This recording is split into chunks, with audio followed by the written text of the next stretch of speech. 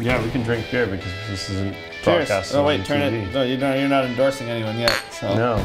Brought to you by. You should beer. sponsor me because this show is awesome. Hey everybody, welcome back to another episode of the BMW E9 restoration build. I'm here with my buddy and colleague Gareth Carr, who is a guy I work with on a lot of video projects. Also is a pretty pro metal fabricator. His family's been in the business for a while. So we're gonna go through the whole car from top to bottom, back to front, and see what needs to be replaced, what's worth saving, what's worth cutting, and what we're gonna need to take out of the donor. We've also got a ton of sheet metal, brand new sheet metal, and I guess this could be the last episode, depending on if we have a car between the donor and this, and if it's worth buying the sheet metal. There's the shell that I have from the donor. From here to here, like the whole front is in great shape. So I figured that we just cut it and replace it. Yeah, that's all filler from a braze rod. So you can see the orange here. Like essentially, it's brass because it sticks well. It's like metal gluing. It's not welded where the two pieces of steel have been fused together. It's been through capillary action, like soldering, essentially. For certain applications, it can be better. Something like this, where you're trying to fill a groove. To weld it in, it might be harder because you run the risk of burning away the material, but you don't necessarily have to do it that route. This, you know, if you can weld and you've got good material to weld to, there's no reason why you can't. This whole spot here, you can replace. You could even go up as far as here and pick up on this edge. Sometimes formed edges are nice to be a cutting point. Right. Because you've got strength in the bent metal and also a hard line to work with for blending in. Okay. And if you go somewhere in the middle here, you're trying to weld that, you gotta watch the heat that you don't warp the whole side. So this has been, I'm guessing the brazing here, it looks like they probably tried to fill this hole and then ended up blowing through to the material behind it. Don't get tetanus. I've got my shots. Are you kidding me? I do metal work. I got my tetanus shots. Yeah, this dog's bullocks here. This is all gotta go, that's for sure. Not that bad. No? Were they bad under here? Oh, right. Yeah. Big old patch on them. Right. Yeah. Doors get it the worst because once it starts leaking here, then it just drips. Yeah, right there. The hole leaked there, and then the water leaks down, and then pools inside the door and rots out the bottom of it. Well, we've got new door skins at least, so that's... Yeah, you don't have to worry about that. Little brazing tacks underneath. Holy shit. These clearly aren't stock. What, the 6x9s? Yeah. So this part is good on the other car. Gotta leave it to me. Looks like you used the old... I'm gonna use a drill bit to drill this out. If it's the last thing I do. So what, you want to fill them? I want to put a speaker system in, but Oh, okay. this is kind of ghetto. Now, Nice stitched welds. would it make sense to cut out here all the way into this lip? Sure. Yeah. And then just... Take this out.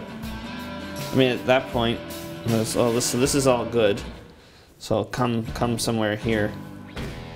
So this stuff looks not bad. You got a few dents, but nothing crazy. No, it's not too bad. I doubt. Oh, yeah. I doubt this is. Yeah, no, it's been cut and then put back on. Like this has been worked. Yeah. 2 times in this one. Both of them have been. It seems like every E9 has been tried to restore it at least twice. 3rd time's the charm. Look at these divots. What the hell were they trying to do there? So we're gonna cut it here, right? Probably. Right there. No, when we fill it in, I would leave it for now. You want to get the two together. Right. Get this section to the other car and see what's good. But chances are you're gonna cut it there. So that probably just slips in. It's welded there. Right. And then the rest is there. So cut here. Yeah, you can see where you gotta cut these stitches. Like that's where it's been replaced before. I can probably just cut right here. Yeah, well, yeah, just get it out at this point. So just cut it away. You might be able to just pull it off. Being as this one is just going to be a donor, just cut it out and keep as much as possible, Right. and then bring it to the other one and A/B them. That A-pillar you're holding, that's the one that was rusty. This isn't rusty, so So do we cut that even just... maybe cut it out. Yeah, looks like there's no pitting on this, No. theoretically. And that whole roof, like that whole back looks way better, doesn't it? This whole back portion, again, it's been spot welded in. That's tacked there, those tacks, and then this weld here. And then from here you decide where you cut through.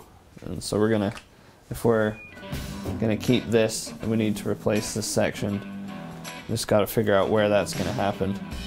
Whether it's, are we going to take this out and leave all of this here on your car and just cut it out here and then add this section in here, or if this is bad as well, maybe we bring it up here and maybe we go like that kind of business, replace that.